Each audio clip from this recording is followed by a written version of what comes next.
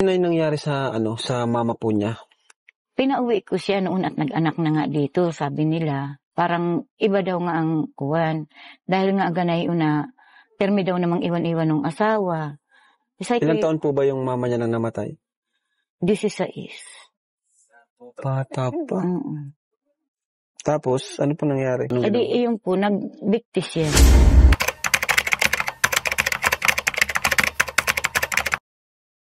So yun na guys, good morning, good afternoon, and good evening pong muli. Ito muli ang inyong lingkod Batang Elio po at tayo naman ngayon guys ay magbibigay ng reaksyon tungkol nga po sa wakas guys. At napuntahan na rin ni Kalingap Rab ang matagal na sinasuggest po ni Supermac po na si Nicalyn, ang isang dalagitang napakaganda rin guys. Pero nakakaawa po talaga ang kanyang kalagayan dahil ito po ay mulat sa pool. Hindi niya alam kung ano naging itsura ng kanyang mga magulang dahil 3 months pa lang siya nung magbigti ang kanyang nanay po at the age of 16 pa lang yung nanay niya dati nung magbigti at 3 months pa lang si Nika nung panahon na yon. And yung tatay naman po niya ay talagang iniwan din sila mulat sa pool pa. Kaya hindi niya alam kung ano naging itsura ng kanyang mga magulang. So, ang kanyang lola na lang po ang talagang nag-aruga sa kanya. So, yun guys, malalaman natin ang buong kwento maya-maya lang. And bago tayo tumuloy doon, syempre, huwag natin kalimutan mag-subscribe sa mga hindi pa nakakapag-subscribe dyan. And patuloy lang po natin suportahan ang buong Team Kalingap sa pangunguna po ni Kuya Bal Santos Matubang, Ate Edna Vlogs, and Kalingap Rab. And mega love shoutout po sa lahat ng mga Kalingap supporters. And ganun na rin po sa aking mga subscribers. So, samahan po ninyo ako guys. Let's go! Yes, sir.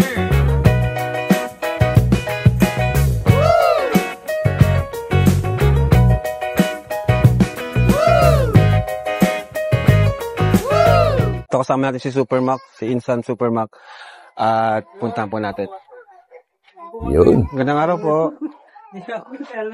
Pamangkin po ako? Pamangkin niya ako? Limot na ako ay. Kikiran lang po. Mukhang mali yung pagkape ko Sakit sa tiyan. Tara po. Hi! Siya? Si Hello po, ate. Wait lang ate Lagay ko yung mic sa'yo. Mukhang galing ka pa sa school Opo, nag-exam. Ano pangalan mo? Nicalyn. Nika? Nicalyn. Nicalyn. Nika, pwede nang Nika na lang. Ilang taong ka na? 16. 16. So, ito yung bahay nyo? Opo. Pwedeng makipasok? Sige po. Tara po guys, pasok tayo. Ayun. Grabe. Oh, wow. Ay, bless po, Lola. Kayo po yung Lola? Bless po. Ayan. Grabe, ngayon lang ako nakapasok sa ganitong klase ng bahay Grabe Pwede mo po? Wala ba yung sa gitna? Parang palubog na siya. So, kumusta? Huwag kang kakabahan Ako si Kuya Rab. Kilala mo ako? Ikaw si Nika. Ilang taon ka lang ulit? 16. 16. So, saan ka nag-aaral? Diyan po sa Daypang. Buti tuloy-tuloy naman pag-aaral mo. Sino nagpapaaral sa'yo? Lola ko po. Lola mo? Bakit? Asan sila mama mo, si papa mo? Ay, si mama at papa mo. Nasaan? Tayo na po si mama. Ha? Bakit namatay? Hindi ko po alam. Ba't di mo alam? Mama mo yun. Ano nangyari? Actually guys, dahil 3 months pa nga lang siya noon, wala siyang kaalam-alam sa mga nangyari sa mga magulang po niya. Kumbaga, ang mga informations na nalalaman niya or mga kwento ay nanggagaling na lang po sa kanyang lola. So kung ano man ang sabihin ng kanyang lola, yun na lang po talaga ang kanyang pwedeng malaman. Di ka ba lumaki sa kanya? So, paano mo nalaman na patay ng mama mo? Kinikwento lang po sa akin ng lola ko. Ay, ibig sabihin, talagang lumaki ka na walang magulang. Grabe, Kawawa. yung papa mo. Hindi ko din po alam. Di mo din alam. Hindi mo sila nakita talaga. Grabe, grabe pala. So, lola mo ang nagpalaki sa'yo ngayon? Opo. Pero yung papa mo, buhay pa o ano? Buhay pa po. Oh, buhay pa. Gusto mo ba siyang makita? Opo. Alam mo yung pangalan? Hindi mo rin alam. Malabo. Picture, itsura, hindi rin. Hindi po. Grabe. So, kumusta ka naman? Malungkot po. Malungkot. Bakit? Kasi di ko pa sila nakita. Tapos itong bahay niyo, matagal na kayo dito? Opo. Sinong ano? Ang hirap ng ano no, guys, no. Naisip ko lang talagang kapag napunta rin tayo kunwari sa kalagayan ni Nika, no. Napakahirap kasi kahit man lang sa imagination natin, wala pong maglalaro sa ating kaisipan kung ano man yung naging itsura ng ating mga magulang, no. Lalong-lalo na kapag wala man lang picture na naiwan na alaala sa kanila po. Grabe. Sinong gumawa nitong bahay nito? Si mama lang po nagpanday. Tawag mo sa lola mo, mama. Grabe. Opo. Grabe. So, anong nararamdaman mo ngayon? Masaya ka ba? O ano? Masaya naman po. Bakit? Kasi may lola pa po ako. Yun. Galing. May lola naman. Wala ka mang magulang. Andiyan man si lola mo na mahal ka, di ba? Pero syempre, siguro, nainggit ka rin sa iba mong kaklase na kompleto ang magulang. Opo. Di ba? Totoo yan. Mostly, kapag ka mga ganyan ang kalagayan ng isang bata, guys, hindi maiiwasan na mabully din ng mga classmate po, ano? Lalo-lalo na siguro kapag ka may mga event dun sa school at kailangan ng magulang, ay talagang ibubuli sila. At marami po talagang hindi pare-parehas kasi ugali ng mga kabataan. Ever since naman ay ganun na yung mga nangyayari. May mga malawak ang pang-intindi, nakakaunawa. Meron din talaga mga salbahe na yung mga kawawa, lalo pang kinakawawa. Yun. O, anong ginagawa mo dun? Paano mo in-overcome yung ganong pagsubok na wala kang magulang? Nagsisikap ka, ganun. Ganito na lang, total, gusto mong makita yung tatay mo, di ba?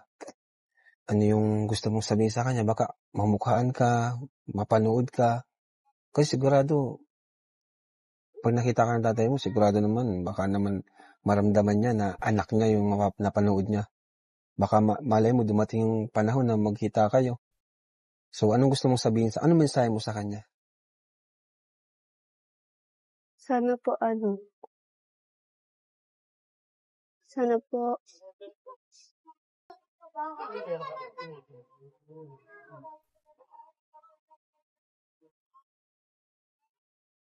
Ang dami sigurong kinikim-kim na sama ng loob ni Kalin, guys, sa kanyang tatay, syempre. Kahit naman siguro sino, kung talagang responsible yung isang ama, kahit gaano kahirap ang buhay, ay talaga naman sigurong kailangan ay puntahan man lang niya or tingnan, kausapin man lang yung kanyang anak. Kung hindi man niya mapuntahan, ay gumawa siya ng paraan para makausap. Uso na po ang cellphone ngayon, uso na po ang internet, marami na pong paraan po Pero kung talagang hindi concern, ay hindi talaga gagawa ng paraan. Is it worth it na na kailangang hanapin pa ni Kalin ang kanyang tatay? Malalaman din natin yan mamaya-maya, guys. Bakit? Anong gusto mo, anong hindi mo masabi? Gusto mo makita papa mo?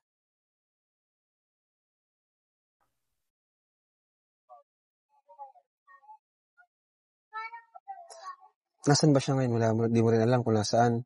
Kahit wala siya sa lugar na to. Ano sabi ni lola mo? May tissue ka dyan?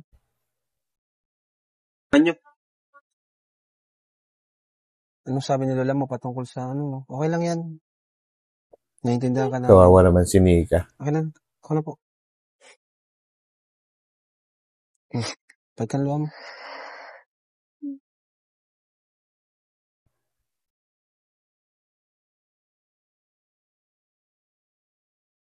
Anong pangarap mo ngayon? Anong goal mo sa buhay? Nika? Ano yung pangarap mo sa buhay? Gusto ko po makapagtapos ng pag-aaral para po mailipat ko po yung bahay namin kasi po nasa tabing dagat po kami. Yes. How about sa lola mo na nagpalaki sa'yo? Anong mensahe mo sa kanya? Kasi di rin biro yung pagpapalaki sa'yo. Anong gusto mo sabihin sa lola mo? Salamat po sa lahat-lahat. Guys, ngayon ko lang na-realize, no? Ang hirap din palang ang maging lola o kaya lolo po, ano? Dahil akala mo pagka napalaki mo na yung mga anak mo, akala mo tapos na yung responsibilidad mo. Hindi pala, ano? Kahit pala kaapu-apuhan, magiging responsibility mo pa rin kapag walang kakayahan yung anak mo na nagluwal sa iyong apo. O kaya naman ay kagaya ng naging sitwasyon po ni Nika, kaya yung mga lolo't lola, talagang wala silang choice kung hindi ibalik yung dating responsibility nila sa kanilang mga anak para sa kanilang mga apo po, ano? Grabe. Ngayon ko lang na-realize, guys, na gano'n pala kahirap ang maging lolo't lola. Kahit wala po akong mga nandyan po siya.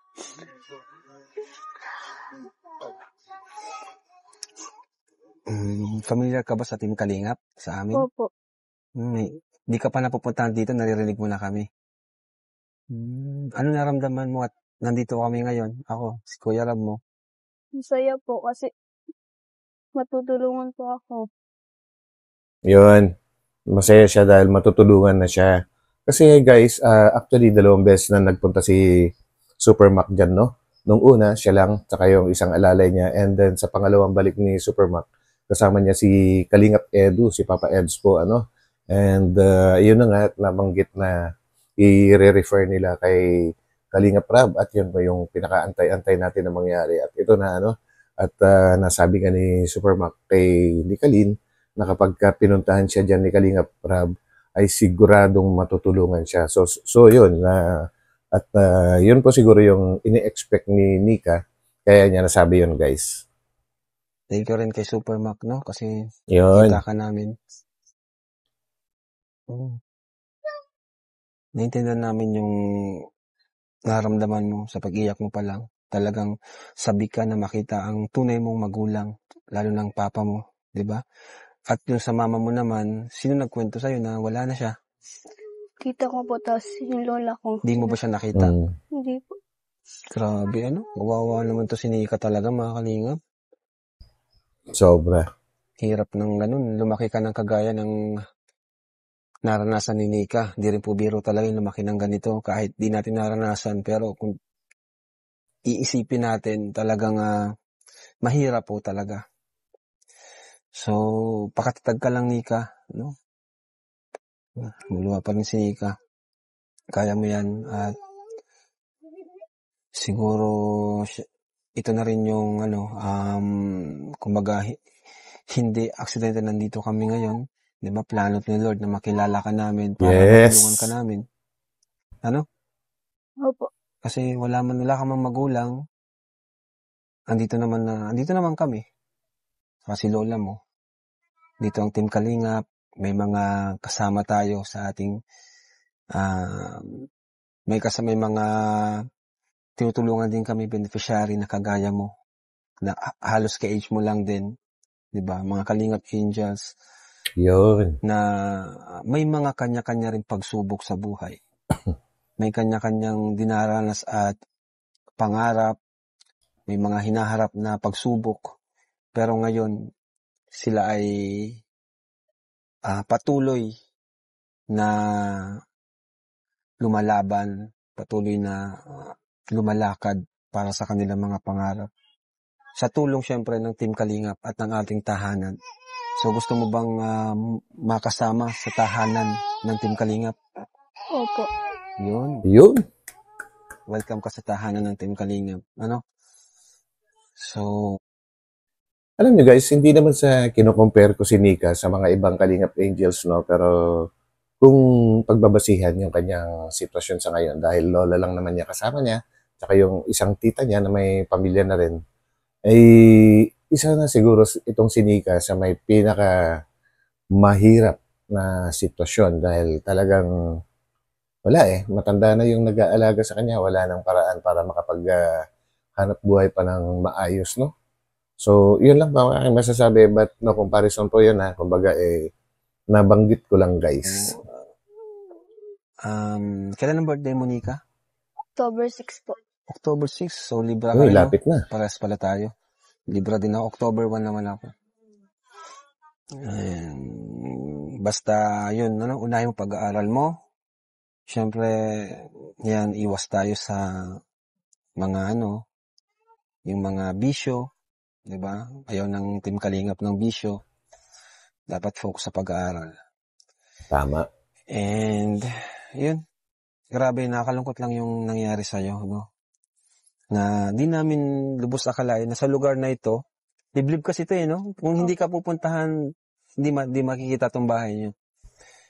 Meron talaga mga kalingap, no? Kaya importante yung mga scouter natin para hanapin yung mga kagaya ni Nika.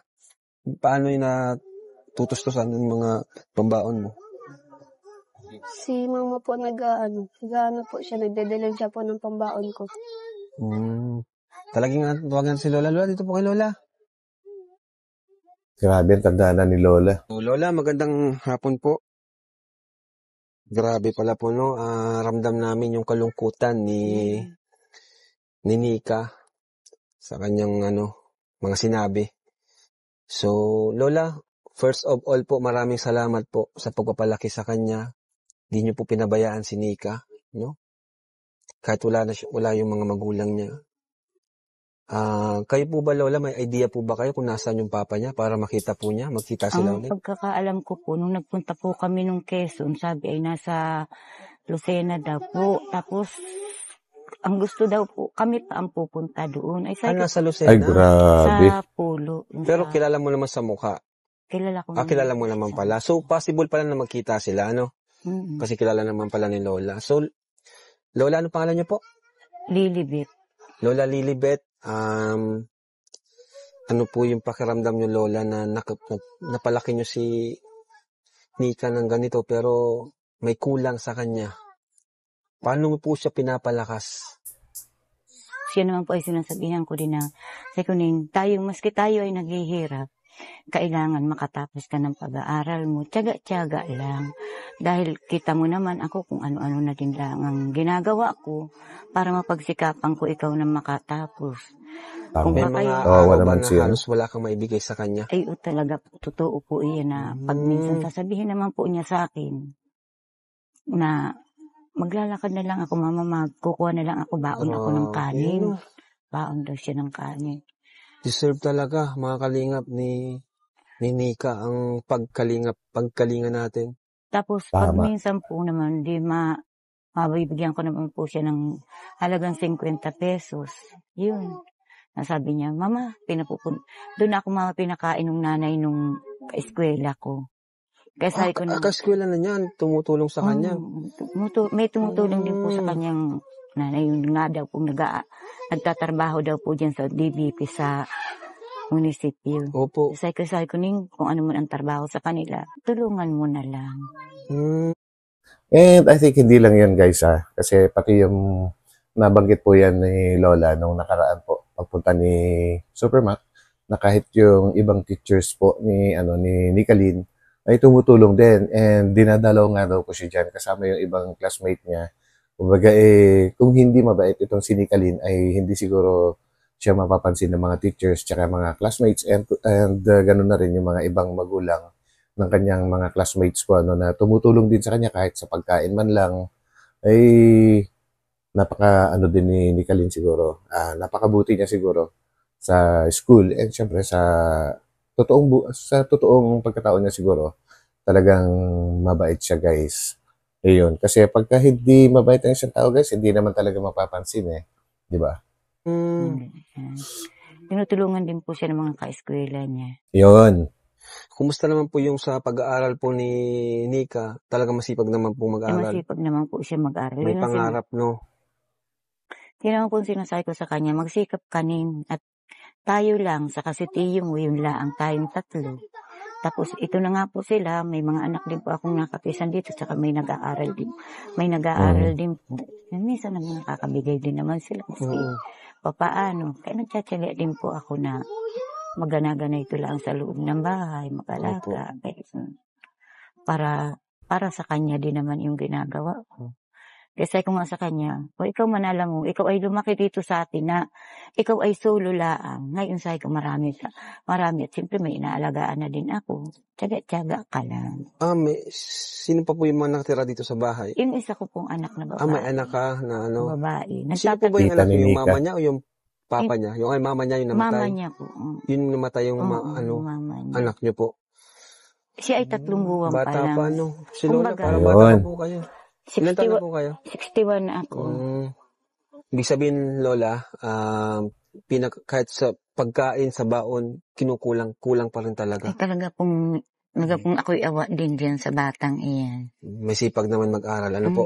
So, dahil nabanggit niyo po, Lola, andito po kami, Team Kalingap, si Kuya Rab, si Kuya Bal, at ang Team Hagibis. Ano, Nay? Grabe. Bit-bit ang Team Hagibis. Kilala niyo po kami? Kilala naman po at anong kinikwento din niya sa akin dahil wala naman. Hindi naman Kinikwento niya na pangarap niya din. Pangarap mo din bang mapuntahan talaga noon? Naisip mo na sana mapuntahan ka namin, ganun? Opo. Ano yung nangyari sa mama po niya? Pinauwi ko siya noon at nag-anak na nga dito, sabi nila. Parang iba daw nga ang kuwan. Dahil nga ganay una, termi daw namang iwan-iwan ng asawa. Ilan taon po ba yung mama niya nang namatay? 16. Yun, grabe guys, no? So, 16 pa lang yung nanay ni Nika nung siya ay nagpakamatay, nagbigti. Ano? Grabe. So, yun po yung kadalasan nagiging problema kapag maagang nag-asawa po, yung mga, sabihin na natin, mapababae, mapalalaki, ay talagang hindi nalalayo sa mga ganitong klaseng problema dahil sa depression, sa hirap nga po ng buhay. Tapos iniiwan pa siya nung lalaki na nakabuntis. Yung naging tatay nga po ni Kalin. Wala mahanap na trabaho. Talaga madedepress po yun, guys. Lalo't walang nakakausap na maayos na mag-a-advise sa kanya. Siguro yung nakakagalitan din siya dati, namang problema pa. So, yun talaga ang huling hahantungan nila. Talagang pagpapakamatay. Kaya sana, yung mga kabataan, mag-aral po kayo. Yung pagbo-boyfriend, makakapag-antay yan. Lalong-lalo na yung mga ganyang edad, 15, 16. Yan po yung mga talagang mapupusok. Grabe.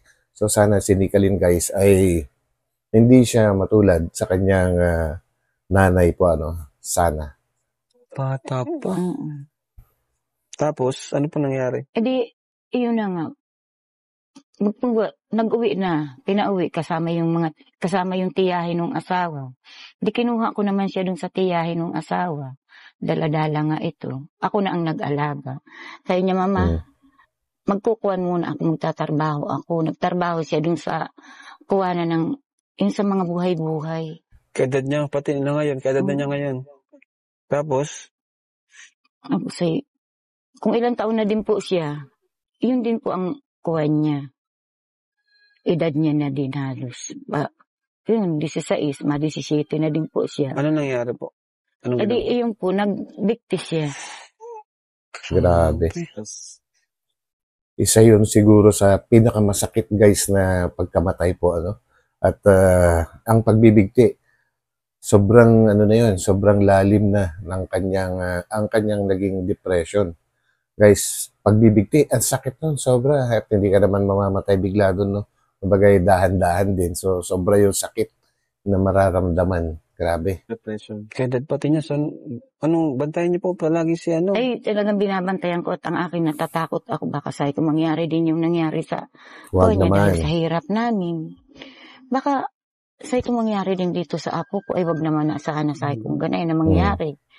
Dahil talagang, kaya sinasabi ko sa kanya, Kalin, hindi ko naman ikaw pinababayaan. Sabi ko ganyan. Huwag kang mag-iisip ng kung ano. Tingnan mo na nga, sabi ko. Ako, hanggat hindi ka nadating, hindi ako natigil. Pero pag alasin ko naman, nadyan na siya pagdadating ng alasin ko. Yun. Sabi ko, huwag ka nini magkukunat, ako'y manunugsog. Hindi naman siya nagpapaabot ng kesyo madilim kung ano. Talagang pag ko naman, sinasamahan naman siya ng ka-eskwela niya. Pag siya naman kung ano ang kailangan.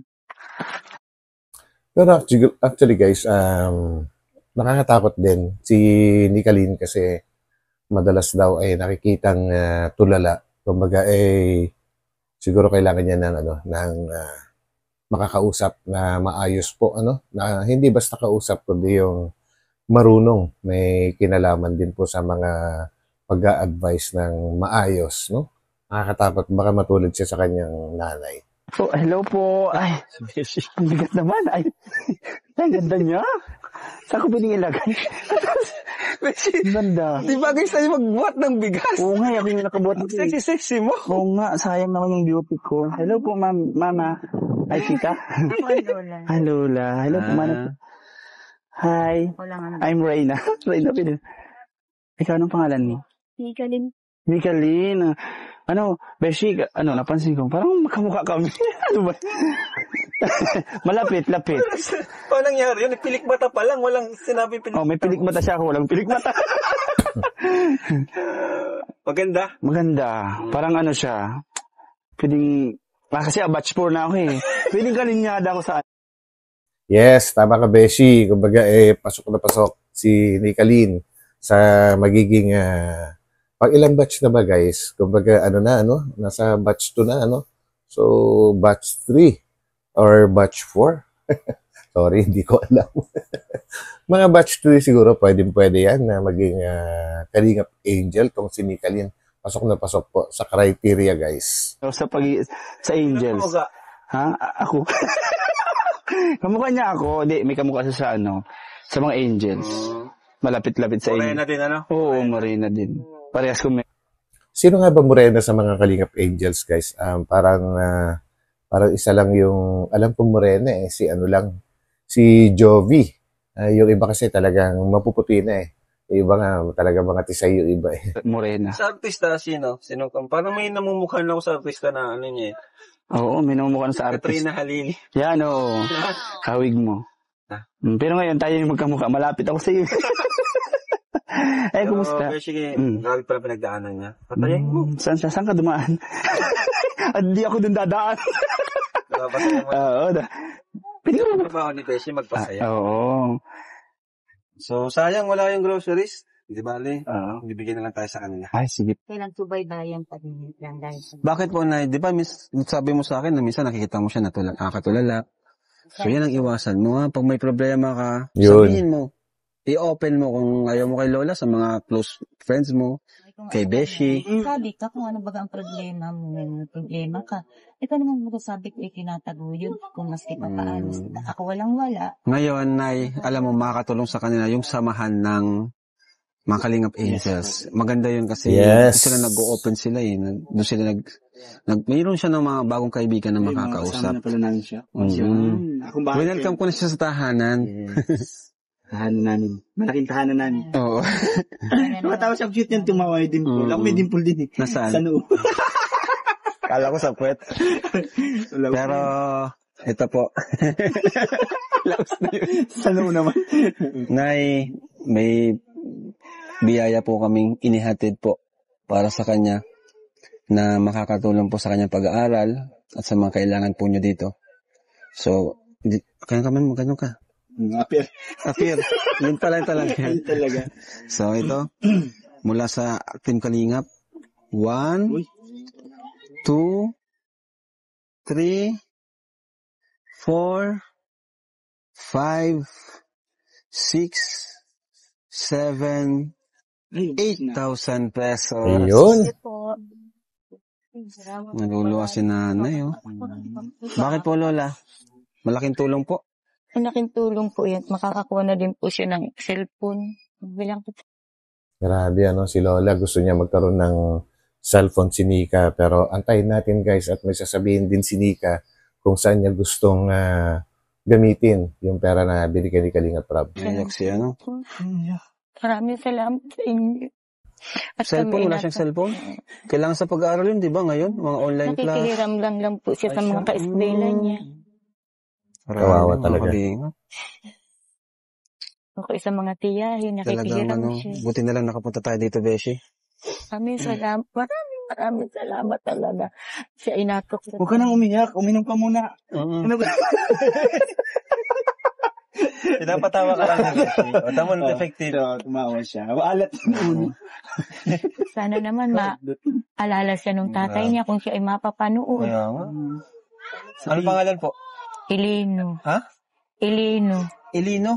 Di ba pangalan mo dati yun? Elena. Kasi ano naman, Elino, ano? Ha? Elino O yan, Ponce. Sir Elino Ponce. Andito po kami. Willing po kaming makipag-usap, makipag-coordinate para magkita po kayo ni Nika. Oh. Talagang sabik na sabik. Kawa tayo na. Hoy, sir. Ano mo pangalan? Elino. Hoy, sir Eleno. Lalaki na. Pumunta ka dito para mamit kita. Saka ano bro, siyempre may anak ka, dapat anuin mo. Tawag dyan, response, ano yun? Responsible. Ano sabi mo na Walang-wala talaga sa simula. wala talaga. Talagang hindi Dapat malaman. responsibilidad mo yan pag may anak Tapos ka. ang ibig niya pang sabihin, kami pa ang pupunta sa kanya. Ay, Ay sa ano ba kanila naman? ang namang Yan. Yan ang inaantay ko na sasabihin ni Lola, guys, kasi responsibility daw ng isang tatay na arugain yung kanyang anak, no? Pero ano ba tawag doon? Kumbaga responsible nga ba yung kanyang tatay at worth it pa nga ba na makita ni Nika yung kanyang tatay? Dahil kung talagang may care or kaya ay concern yung kanyang ama po, 16 years, magsi-17 na si Nika Ling sa October. Magsi-17 years na, ni minsan hindi man lang niya kinontak. Kahit man lang tawag, di ba? Madali namang maghanap ng tao eh. Kung alam niyang may nabuntisan siya, siguradong malalaman din niya na may naging anak siya doon. Responsable nga ba siyang tao? Para sa akin, guys, birang isang lalaki, sa salita ako, ay hindi. Hindi siya responsable. And kapag ang isang ama siguro ay hindi talaga responsable, tingin ko ay hindi naman siguro importante pa na makilala, no? Kasi panggulo lang yun eh. Pasensya na guys, sariling opinion ko lang yun ha.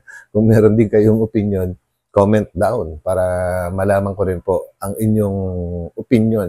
Basta para sa akin, hindi na kailangan puntahan ni Nika ang kanyang tatay.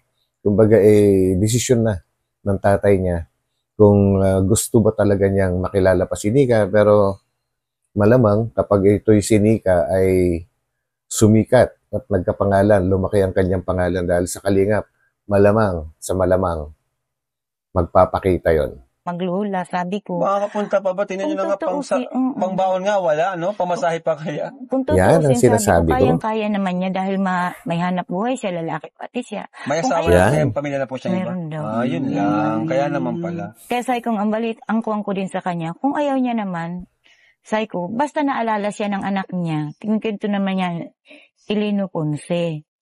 Ay di, iyon. Mapapanood na po ito, Nay. Hayaan na po natin. Nasa desisyon na po niya kung gusto niyang makipag-meet. Yun, exactly. Yun din po yung nasabi ko kanina, no? Desisyon na niya yun kung gusto pa niyang makilala yung anak niya na si Nika o hindi na. At hindi rin ako agree na sina Lola at si Nika ang pupunta pa mismo doon sa ama niya, para hanapin or makipagkita dahil yun nga daw po ang gusto ng tatay ni Nika na sila pa ang pinapupunta doon. Naku, grabing klase naman na ugali yun, guys. No? Pero ngayon, Nika, ano yung gusto mong sabihin sa natanggap mo ngayong biyaya na hindi mo inaasahan? Yan.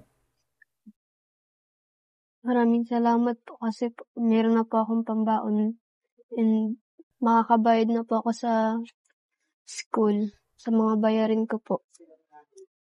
Yung pambiling gamot. Gamit? Gamot po. Sino may gamot niya? May sakit ka na? Na minsan ako'y high blood.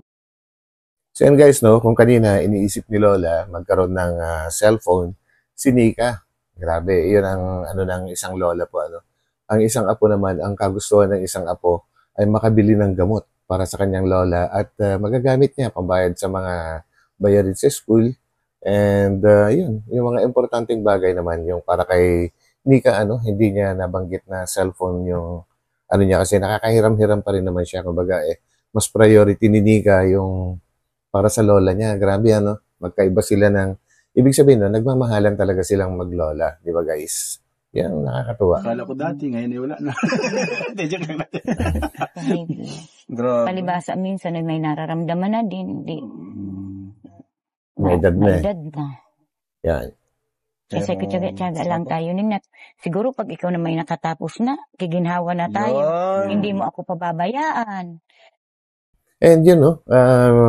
Yun lagi yung inaasahan ng ating mga magulang o kaya mga guardian na kapag tayo ay nakatapos, sila ay giginhawa na o ang isang pamilya ay giginhawa na. Well, totoo po yun na yun palagi ang pinakamalaking susi ng pag-asenso po, ano, ang magkaroon ng degree yung isang tao. And ang katotohanan po, ang realidad po guys, hindi po lahat na mga nakatapos at nagkaroon ng degree kahit board passer ay nakahanap ng magandang trabaho or umasenso. Yan. Tandaan po natin yan, hindi lahat ay umasenso.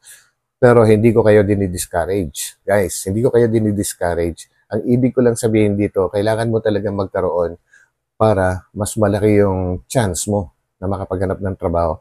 Kasi compared, ikukumpara natin sa hindi man lang nakatapos. Yun ang ibig sabihin. Ikumpara natin yung nakatapos na may degree at nahihirapan paghanap ng trabaho. How much more kapag wala kang tinapos? Hindi lalo kang mahihirapan. Yun po ang ibig kong sabihin, guys. Sana na-gets nyo. Di ba? So, kailangan mag-aral talaga kasi mas malawak and mas malaki yung armas mo para maipaglaban mo yung sarili mo po na makapaghanap ng mas magandang trabaho kaysa sa hindi ko rin naman minamalit yung mga yung mga hindi nakapagtapos guys kasi may mga kanya-kanyang dahilan din naman yan and marami ring hindi nakapagtapos sa pag-aaral na umasenso din naman sa kanilang sariling talento at diskarte. Napakarami yan guys, hindi lang dito sa Pilipinas. Dahil tayo na lang magulang. Kay lola talaga. Siya na yung naging magulang niyan talaga. Mga lola talaga, mga dabit. Oo. Mga lola. Yung mga lolo, hindi ko lang. Ay, magiging lolo din. And syempre, thank you rin kay Supermac. Supermac. Yan, si Supermac. Lubos kami nagpapasalamat talaga sa kanya. Ayan ay, anong gusto sabihin lola kay Supermac Marami na siyang na-scout. Marami. Si Norman, si Supermac ang nagano, si Reyna, si Casey, si Jacqueline. Marami na. At yun na nga guys, yun ang isang napakagandang ugali po ni Supermac na sipag siya mag-scout. Pero hindi niya ginagamit once na i-turn over na niya yung mga na-scout niya kay Kalinga Prab. Hindi na niya ito hindi niya ibinablog or hindi siya umaabuso na ibinablog niya na walang paalam. Kumbaga si Jacqueline, nabablog niya dati kasi inuutusan siya ni Kalinga Prab na i-vlog kasi sobrang layo po yung lugar ni na Jacqueline po. Pero yung iba talagang once na turn over na niya, wala na. Kumbaga, tapos na. Unlike yung mga iba po, kahit na-turn over na nila, gamit na gamit pa rin yung kanilang, na-scout. Yun. maliban dyan, sa mga scout ni Supermac, siya rin yung naggagawa ng mga bahay natin. Pabahay natin. Maraming salamat. Yan, papasalamat siya sa Supermac Ay, wala po. Hindi yata kami matutuklasan na ito kami lang ditong maglola. Beshi, mag-thank you ka rin kay Supermac. Supermac, thank you. Alam mo, napapansin ko sa bahay nila maganda. Kasi pag umihi ako, diretso na. Ang Mahirap din talaga na CR dito. Walang bowl din. Beshi, huwag kang kagalaw dyan Baka magiba yan. Damay-damay tayo dito. Hindi, matibay. Kasi marami siyang pag-ano. Tibay yan. Salamat kay Supermac, Ngayon guys, itsura ng bahay pala nila, siguro pagka nag-high tide, abot hanggang hagdanan siguro yung ano, yung tubig diyan. Kita naman po may bakas ng ano, basa-basa. Serve talaga ang palando dito. Maraming salamat. At kami ay natuklasan mo si Nikali na naitulaang. Ito pati ay bihira din pati itong maglabas bihira itong maglabas aral lang siya. Napakaswerte. Okay. Ako Thank you. Grabe. Subscribe and support po natin. Salamat. So, yun po, Nay. Di na rin po kami magtatagal dito. No, kasi baka may pasok pa to si Nika. Ay, pahiram nyo, bro. Tingnan mo, ito nga pala, nagbaba pa lang dito. Naabot po doon ng tubig ngayong pagtayo. Yun na nga sinasabi ko. Abot doon sa may kay kuha na yung kinaigay. Talagang mahirap din. At saka ano guys, hindi lang siguro yung tubig ang nagpapahirap sa kanila dyan. Siguro pati lamok. Kasi tingnan nyo naman, ay may mga siwang yung sahig, tsaka mga lahat-lahat na may siwang-siwang guys. So ang lamok talagang siguro nakakatakot dyan. Hindi kayo pwede magpatayo ng bahay dito. No? Wala may lupa kayo na kung sakaling mapabahayan baka kayo, no? Yun. Hindi man din natin masabi. Pero yun nga po, nagpapabahay po kami. Pero yun, kailangan lang maghintay talaga kasi marami pa kaming naka-line up, no? Basta ngayon, ang importante is yung sarili mo, no? Lumaban ka, lakasan mo yung loob mo. At andito naman ang Team Kalingap, kami mga kuya mo kami, no? Sino ako? Ayun lang. Nakalimutan. Kuya. Nakalimutan mo ako? -1. Kuya Rab. Sino ako? Kuya Rab. Yun. Yan. Sino yan? Si Beshu. Nawa ko daw, hindi siya. Hindi mo malilimutan, Kuya Ma. Oo, si Mama. Nawala na. So, Super Mac, ang hindi niya makalimutan Nay, guys. punta na po kami. Thank you po. Iyon. So, thank you mga Kalingap at meron naman tayong natira ng biyaya at pag-asa po.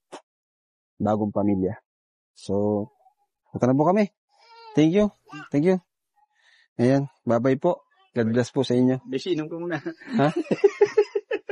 Toyo. Iyon. Bye po. Salamat po sa binigay niyo. Maraming salamat. So yun. Palakpakan po natin guys at nabisita na rin ni Kalinga Prab. Itong si Nikalin, which is maski ako gusto kong matulungan ni Kalinga Prab kasi kitang-kita naman po talaga yung kahirapan and dahil sobrang naawa din po ako sa sitwasyon niya. Ang hirap ng kalagayan niya bilang isang teenager po yung mga sinapit niya. Kumbaga mula pagkabata ay ang hirap na ng kanyang naging kalagayan. So it's time for her naman po na makaranas ng ginhawa. So yan guys, and sana marami makapansin na sponsors po dito kay Nikalin po at mabigyan naman siya ng chance na makaranas po ng ginhawa. So yun, God bless po sa lahat and magkita-kita po tayo ulit sa aking susunod na upload. Ito muli ang inyong lingkod, Batang LU. Paalam po muna. Bye-bye.